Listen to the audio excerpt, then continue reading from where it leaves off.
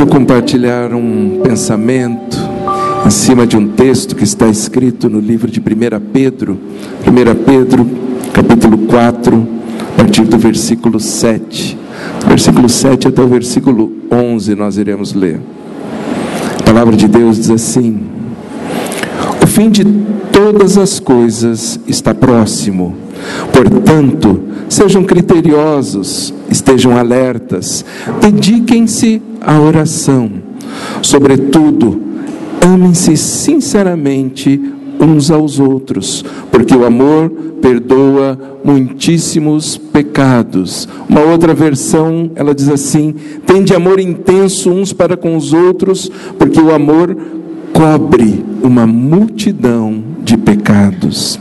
Adiante o texto prossegue dizendo assim: sejam mutuamente hospitaleiros, sem reclamação, cada um exerça o dom que recebeu para servir aos outros, administrando fielmente a graça de Deus em suas múltiplas formas. Se alguém fala, faça-o como quem transmite a palavra de Deus. Se alguém serve, faça-o com a força que Deus provê, de forma que em todas as coisas Deus seja glorificado mediante Jesus Cristo, a quem sejam a glória, o poder para todos sempre. Amém. Até aqui a leitura desse texto. Impressionante a palavra de Deus, ela vai nos revelando tantas coisas. Se nós entramos num texto e começamos a meditar nele, a pensar sobre o que o texto está falando, a gente vai longe, a gente vai compreendendo e aprendendo tudo aquilo que a gente precisa. Esse texto ele está fazendo um alerta. Ele começa com um alerta. Ele diz assim: o fim das coisas está próximo. O fim das coisas está próximo. E nós sabemos que é isso. Está próximo. Há um tempo, né? E esse tempo está chegando ao fim. Mas ao falar sobre isso, ele começa a trazer recomendações. Ele traz algumas recomendações para nós. E uma dessas recomendações é: tenham um amor intenso. Tenham um amor intenso. E é esse o título que eu quero dar para essa mensagem: amor intenso. Nós precisamos buscar isso nas nossas vidas, ter esse amor intenso, viver com intensidade tudo aquilo que nós fazemos e amar tudo aquilo que nós fazemos, caminhar dessa forma. Ou seja, esse amor, quando está falando desse amor, e nós entendemos muito bem, esse amor é o amor ágape. Como igreja nós sabemos bem o que é isso. Por isso o nome dessa igreja, Ágape Church, porque nós entendemos que existe esse amor, o amor de Deus. É um amor muito mais elevado. É esse amor muito maior. Agora, esse amor elevado, esse amor de Deus, imagina esse amor intenso. Com todo fervor, com toda alegria, é algo contínuo, é um ágape contínuo, um amor contínuo todos os dias. E Jesus ele vem para nos ensinar, ele veio para mostrar tantas as coisas, e ele foi mostrando aos discípulos, ele foi ensinando a cada um deles como proceder, e eles faziam igual. Eles olhavam, tem um modelo, eu vou fazer igual. É ensinar como viver para Deus. E é isso que nós devemos aprender, como nós podemos colocar a nossa vida e viver para Deus. Mas o modelo continua sendo Jesus. O modelo não mudou, é Jesus. O nosso modelo é Ele. Nós vamos olhar para Ele. Nós aprendemos, e à medida que vamos aprendendo, nós percebemos, e as pessoas até dizem: tem algo diferente em você, tem algo diferente na sua vida, porque nós estamos nos parecendo mais com Ele, com Jesus, com o nosso modelo. E nós devemos aprender a viver para Deus. Os discípulos, eles nunca ensinavam a viver para si. Eles não estavam dizendo: não, você tem que viver para você, viva a tua vida, aproveite, usufrua. Não, para Deus, é para Ele que nós vivemos, é para Ele, não é uma realização pessoal. O foco era e continua sendo e sempre será Jesus, sempre para Jesus. Ele é o caminho. Ele é o caminho, o único caminho, não existe um outro caminho. E nós sabemos quem é esse caminho, é Jesus, somente Ele. E Jesus, Ele mostra na simplicidade. Jesus mostra que sempre é na simplicidade. Quando ele falava e mostrava os templos, ele não falava assim, não, é isso que vocês precisam fazer, grandes templos. Aliás, pelo contrário, ele olhava para o templo e dizia assim, não vai ficar pedra sobre pedra. Não vai ficar pedra sobre pedra, vai cair tudo, isso aqui vai ruir. Não é esse o foco. Tem algo muito maior. É ali que deve estar o nosso coração, é ali que a gente deve se envolver com essas coisas. E as palavras de Jesus, elas nunca passaram. A palavra de Deus diz que passarão céus e terra, mas a minha palavra jamais passará. Então a gente não pode nunca esquecer das palavras de Jesus. As palavras deles são as mesmas ontem, hoje e sempre, sempre. Ele não mudou, não tem sombra de variação. É a mesma palavra. Ele diz assim, não ficará pedra sobre pedra. E se você já foi a Jerusalém, se você já teve a oportunidade de fazer essa viagem, você sabe que é assim. Quando você vai até lá, existe um lugar, você entra, tem uma das portas, uma das entradas, né, da cidade antiga, e quando você entra ali, tem duas filas, na verdade. Uma fila, você pega, é como se você fosse fazer alfândega. Você apresenta teu passaporte, entra com a tua documentação e você sobe onde era o templo, no pátio do templo, onde tem ali algumas mesquitas, tem aquela abóbada dourada, é ali naquele lugar, é o cartão postal da cidade, um dos cartões postais da cidade, com aquela abóbada, não é abóbora, dourada, e ali você anda por ali era o templo. Não tem nada, é um pátio, é aberto. Ele diz que às vezes eles jogam bola lá, o pessoal joga futebol naquele lugar. Então não ficou pedra sobre pedra. E você desce para o outro lado e você sai no Muro das Lamentações. Se você fosse reto, você ia sair ali também. É como se você estivesse mudando de um país. Você entra a parte de cima, ali onde era o templo, ali pertence aos muçulmanos, como se fosse um outro local. E não ficou pedra sobre pedra. E ali o povo judeu, o povo de Deus, o povo escolhido de Deus, eles estão ali embaixo. Ali é o Muro das Lamentações. E eles ficam lá, encostados, orando, chorando, batendo a cabeça, porque o templo não existe mais. Não existe, foi destruído. Algumas pessoas dizem, não, ainda tem pedra para cair, porque ainda tem um muro. Mas ali é interessante aquele lugar, porque eles vão construindo em cima de umas coisas das outras. Se você entrar ali no Muro das Lamentações, e só os homens podem fazer isso, as mulheres não podem entrar nesse lugar, é proibido, elas têm que entrar, vão no lado, tem uma muretinha ali, elas podem olhar por cima da mureta, mas não pode entrar ali, só para homens, é reservado. E tem que pôr o kippá, né? Se você não tem, eles têm um para emprestar, porque você não pode entrar se não tiver. Então você pega na entrada, põe para usar, para poder entrar nesse lugar. Entrando ali tem um muro inteiro, e você tem nesse canto aqui, tem uma biblioteca. Diz que é a melhor biblioteca, a mais completa que já se ouviu falar. Tem muitos rolos, e enfim, tem uma infinidade de coisa ali. E tem um negócio de vidro. E se você olha por ali, tem uma escavação, eles estão escavando. Abaixo desse Muro das Lamentações ainda tem uma escavação. Eu falei assim, o que é ali? É o restante da biblioteca. Tem uma parte aqui que ainda estão escavando, estão descobrindo, e toda hora eles escavam e vão descobrindo mais coisas. Então, é pedra sobre pedra mesmo. Mas o templo não existe mais, não ficou mais. E Jesus, ele fala assim, não ficará pedra sobre pedra. Isso passa, essas coisas passam, mas o amor que você demonstrar pelas pessoas, isso nunca vai passar. Isso vai ficar registrado para sempre. Por isso o texto diz, tenha um amor intenso, porque isso resulta na glória de Deus.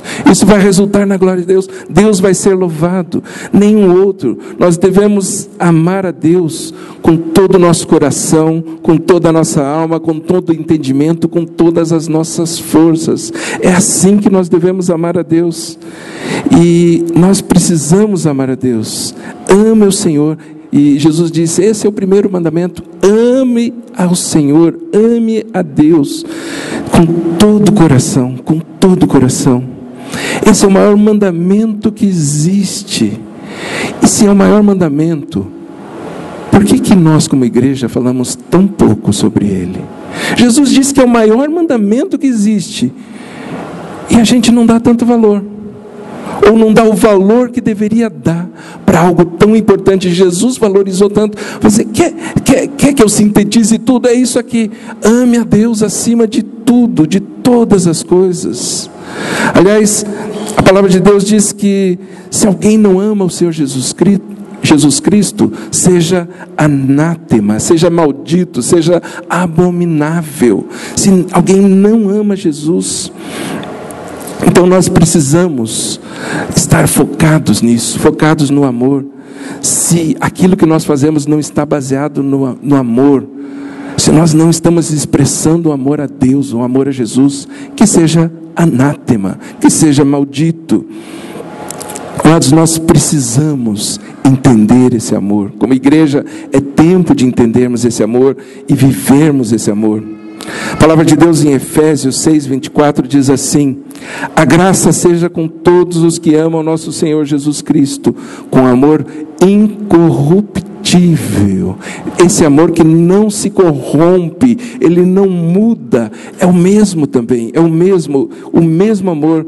Deus espera de nós essa intensidade. Ao vivermos as nossas vidas, Ele espera que a gente caminhe com essa intensidade de amar, de mostrar, de revelar esse amor. E foi isso que Jesus pediu para Pedro. Aliás, é uma passagem interessante, essa passagem onde Jesus, ele ressuscita, ele vai ter com os apóstolos, e ele vai conversar com Pedro, de uma forma muito particular, muito próxima. E a pergunta que ele faz para Pedro é a seguinte: Pedro, você me ama? Tu me amas?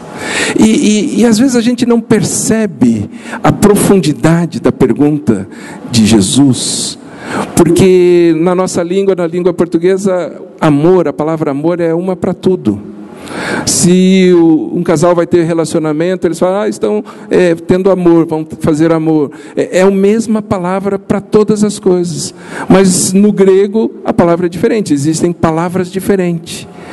Existe a palavra ágape, que é o amor de Deus, que nós entendemos que é esse amor acima de tudo, um amor incondicional, não existe condição nenhuma. Existe o amor filéu, que é amor de pai para filho, é amor também, claro que é, mas é um relacionamento diferente. E quando Jesus vem e fala com Pedro, ele fala assim: Pedro, tu me amas. A palavra é agapau, que é a mesma expressão para ágape, é uma variação da palavra ágape. É esse amor que você tem por mim?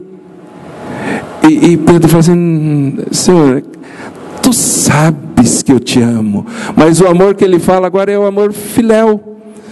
É como se você perguntar, a namorada, ou a esposa pergunta para o marido: você me ama, benzinho? Você me ama? Ele fala: eu te quero bem, eu gosto de você, eu tenho muito carinho por você. É a mesma coisa. Qual vai ser o retorno que você vai ter se você falar isso, né? Pode ter certeza que já vai sair uma briga ali. Começou uma briga. Porque não é isso que está esperando como resposta. Quando você fala assim: você me ama? Claro que eu te amo. É esse amor, é essa intensidade. Mas o que Pedro falou, ele diz assim: eu gosto de você, Jesus. Foi isso que ele falou. E aí Jesus pergunta a segunda vez: Pedro, tu me amas? Agapau, ágape, é o amor ágape que você tem por mim? Senhor, eu te amo filéu. Eu gosto do Senhor. Jesus pergunta a terceira vez: Pedro, tu me amas? Você me ama? Ágape, agapau, é esse amor que você tem por mim? E aí ele se entristece. E eu ficava pensando, por que Pedro se entristeceu por Jesus perguntar terceira vez? Porque na terceira vez ele está perguntando, ele está falando novamente: eu amo, amor filéu. Qual que é a dimensão do amor que você tem por Ele? Qual que é a dimensão do amor que você tem por Jesus? Você ama Jesus? Quanto você ama Ele? É o amor ágape, o amor filéu. Se eu tenho amor ágape, é aquele amor intenso. É esse amor intenso. É isso que Jesus está mostrando nessa passagem. E quando esse texto em 1 Pedro está falando sobre esse amor intenso, é buscar. Pedro entendeu, ele falou assim: Senhor, eu preciso ter esse amor, é esse amor que eu preciso colocar. E é isso que ele estava passando para as pessoas. Você precisa amar de uma forma mais intensa, de uma forma mais radical, demonstrar esse amor. Jesus estava dizendo para Pedro: se você me ama, demonstre esse amor, amando aquilo que eu mais amo. Era isso que Jesus estava dizendo. Você me ama, Pedro? Então faça aquilo que eu estou querendo, que eu estou pedindo, porque você vai estar cuidando de pessoas, de vidas, que é o que eu mais amo. Aprendemos com Jesus que existem algumas formas de amar. Ele mostrou diversas formas de expressar o amor, em atitudes, em gestos, porque o amor não é só falar. Eu amo e pronto. Mas as minhas atitudes não estão de acordo com aquilo que eu estou falando. Eu falo uma coisa, mas os meus gestos são outros. Eu vou servir de diversas formas. O primeiro aspecto é: eu amo servindo. Uma das formas de nós amarmos é servindo. Tiago e João, eles estavam discutindo e falando com Jesus, e eles diziam assim: mestre, permita-nos que eu fique um à sua direita, outro à sua esquerda, queremos ocupar esses lugares. E Jesus olha para eles assim: vocês não sabem o que vocês estão pedindo, vocês não sabem. Eu vejo que Jesus já viu a cena, assim, já olhou, ele lá na cruz, e os dois pedindo: mestre, deixa que eu fique na tua direita e o outro na tua esquerda. Ele fala: você não sabe o que vocês estão pedindo, vocês não entenderam ainda. Você não sabe. Mas eles estavam querendo ocupar um lugar de honra. É esse lugar que eu tenho que ficar. Eu quero ficar próximo, eu quero ser o teu braço direito. Então se o braço direito já está ocupado, eu quero ser o esquerdo. Eu vou fazer dessa forma.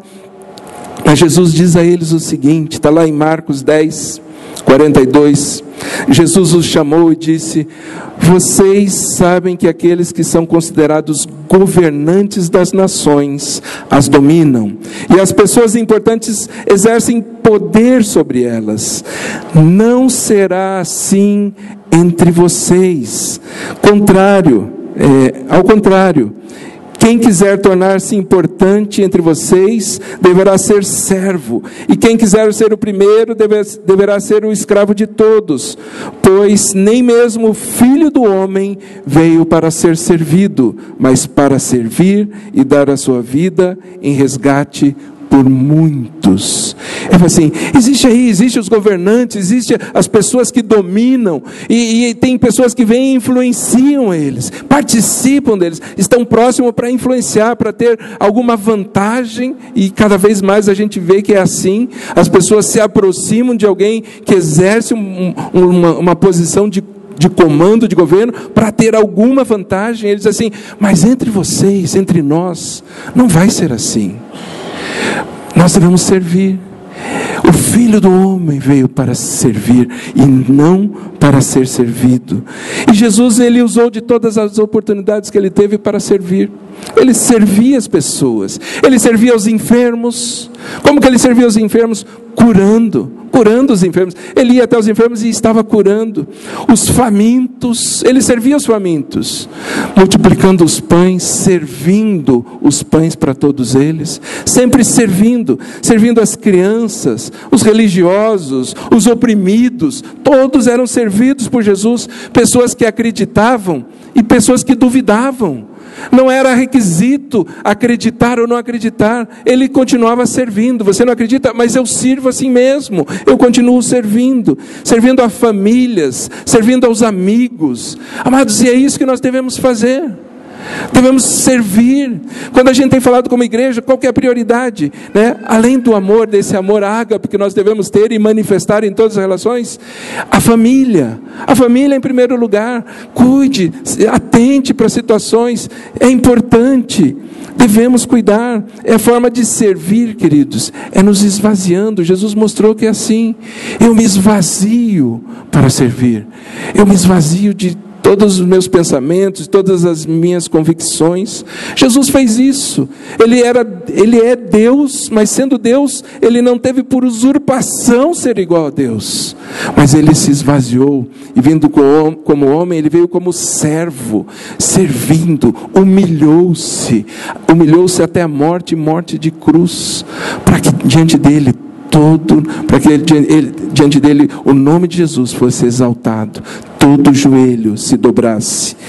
Amados, esse é o nome de Jesus, e Ele veio como esse grande modelo para nós. Sirva, esvazie-se. Você não precisa ser o tal, você não precisa ser o tão cheio. Esvazie-se e sirva. Servir as pessoas. E às vezes não é tão fácil servir as pessoas. Às vezes não é tão fácil. Nós tivemos uma experiência um tempo atrás, e foi muito interessante. A gente fez um retiro de família, já tem alguns anos isso. E nesse retiro, a gente convidou alguns líderes para servir. A gente falou assim, vamos fazer, como é um retiro de família, qual é a comida de uma família no sábado à noite? Alguém tem uma ideia? Pizza, é sempre pizza, todo mundo gosta de pizza, né? Pizza, então vamos fazer pizza. Eu falei assim, mas se botar ali para todo mundo servir, vai ter fila sempre e não vai conseguir vencer. Então nós vamos servir. Vamos à mesa e nós vamos servindo as mesas. E daqui a pouco vinha um líder e falou assim, meu Deus, só tem gente reclamando, daí não quer o sabor que eu levo, aí não sei o quê, e toda hora tem alguém criticando aquilo que eu estou fazendo. Eu falei assim, vamos fazer o seguinte, se alguém achar que você não está servindo bem, constrange aquela pessoa, vá lá e sirva mais. Se ela falou assim, poxa, mas eu queria uma de calabresa e até agora não veio, vá lá e sirva mais um pedaço e outro pedaço. Sirva essa pessoa, vá direto a ela e leve para ela. Tem muitas pessoas, mas vá atendendo cada uma, vá dando atenção. Nós vamos dividir em áreas e tal, e cada um vai atender uma parte. Amados, aquilo foi uma experiência tão forte, tão profunda. As pessoas falam assim, puxa, agora a gente viu como é difícil servir. A gente pensa que é fácil servir, mas não é tão fácil assim. Mas é possível, e a gente pode fazer isso com muita alegria, fazer com muita atenção, com muito cuidado. Então Jesus, Ele nos ensina que nós devemos servir. Ele veio para servir, Ele veio como servo, e nós precisamos aprender a servir. Quando eu estou servindo, eu estou amando. Você não gosta de ser bem atendido? Se você não vai no lugar, você quer ser bem atendido. Nessa experiência, eu falei com os líderes, eu falei assim, imagine, um garçom com muita experiência, ele também ia se bater nesse lugar. Aliás, ele ia se bater igual você. Não ia ter muita diferença. Porque qual é o restaurante que chegam 450 pessoas e sentam na mesa e querem ser servidas na mesma hora? Você conhece algum assim? É difícil, né? É difícil ter um restaurante assim. Mas foi o que aconteceu ali. 450 pessoas sentando para serem servidas ao mesmo tempo. Então, não é tão simples. Mas quando você vai lá e faz, e elas falam assim, puxa, eu fui atender, e aí mudou. Daí teve um outro tratamento. Então é para servirmos, porque aí nós estamos expressando o amor na vida dessa pessoa. Eu também amo quando eu perdoo. Eu amo perdoando. Essa é uma outra forma de expressar o amor, perdoando. O texto que lemos diz assim, o amor, ele cobre uma multidão de pecados, ou perdoa muitíssimos pecados. Nós sabemos que os nossos pecados são perdoados por Jesus. É Ele quem perdoa os nossos pecados. Todos os nossos pecados foram cravados lá na cruz. Todos. Mas quando nós exercemos o perdão, nós estamos fazendo algo que vai fazer diferença na vida das pessoas. Na ausência do amor, as pessoas ficam mais focadas na mente e elas deixam os seus pensamentos alimentar suas mentes. E normalmente esses pensamentos são pensamentos errados e criam conflitos desnecessários. Mas o amor, ele vem para mudar isso.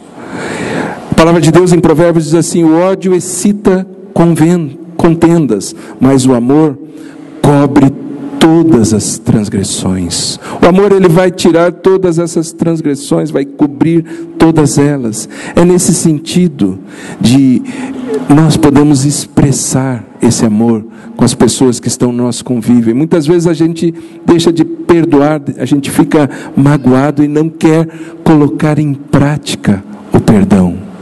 Quando isso é mandamento, é coisa que nós devemos fazer, não é sentimento, sabemos muito bem disso, não é um sentimento.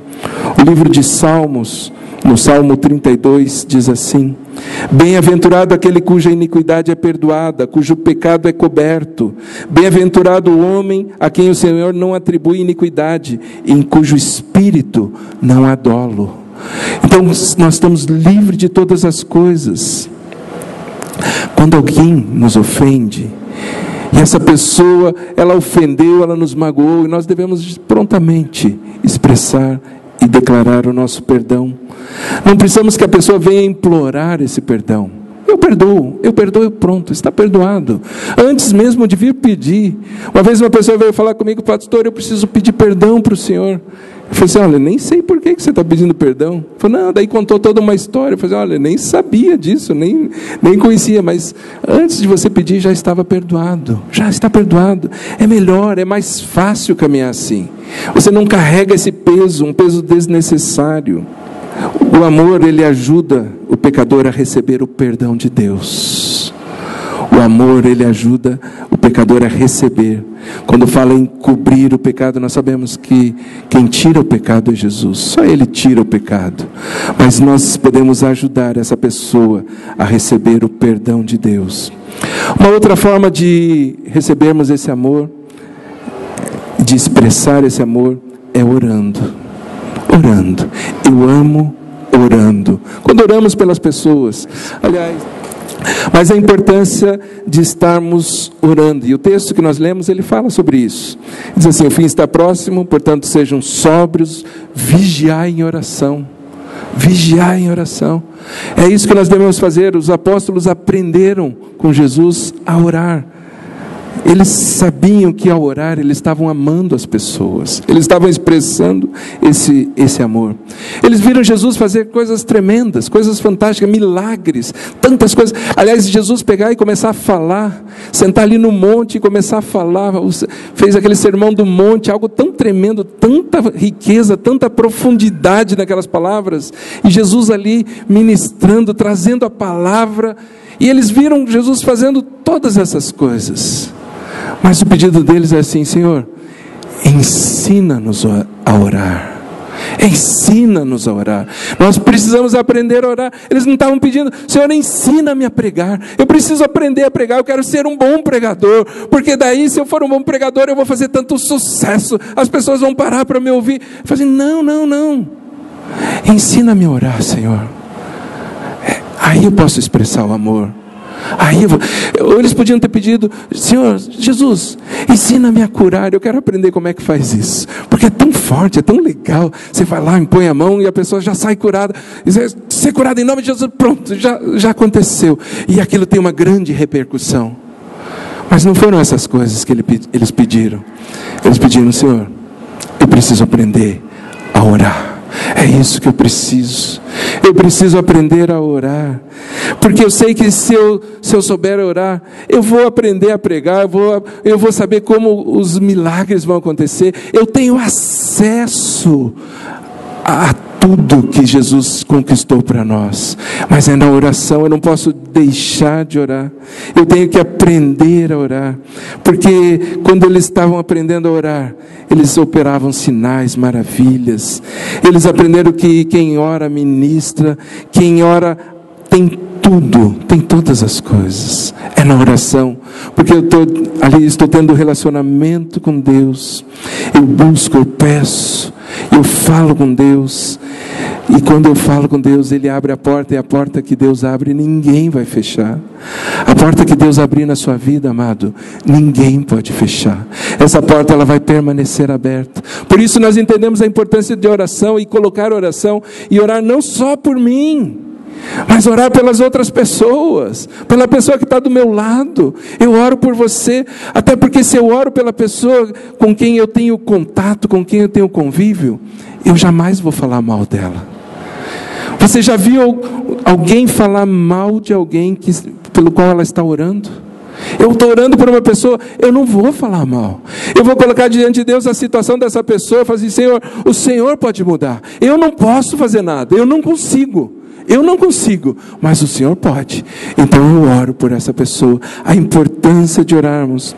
Quando eu me pego falando mal de uma pessoa, é porque eu não tenho orado por ela. Se eu me pego falando mal de uma pessoa, é porque eu tenho orado pouco por essa pessoa. Eu preciso orar mais. Era o que Jesus falava: vocês não podem orar nem por uma hora, nem um tempinho, uma hora, só uma hora. Nós temos que orar mais, temos que buscar mais. Eu vejo que é tempo de nós como igreja estarmos buscando essa oração, porque através da oração nós vamos estar expressando o amor. Quando você diz assim: olha, meu irmão, eu tenho orado por você, eu tenho orado por você, eu tenho orado para que Deus haja sobre a tua vida, para que aconteça algo, e esse orar, isso aí não é cobrir, esconder as coisas. Eu vou proteger a pessoa, eu cubro e eu escondo e nada. Não é isso. Eu coloco diante de Deus: Senhor, é com o Senhor, é nas tuas mãos. Isso é demonstrar um amor ágape, um amor de Deus, um amor intenso, e nós devemos ter esse amor intenso. E qual é a forma que nós buscamos para expressar esse amor?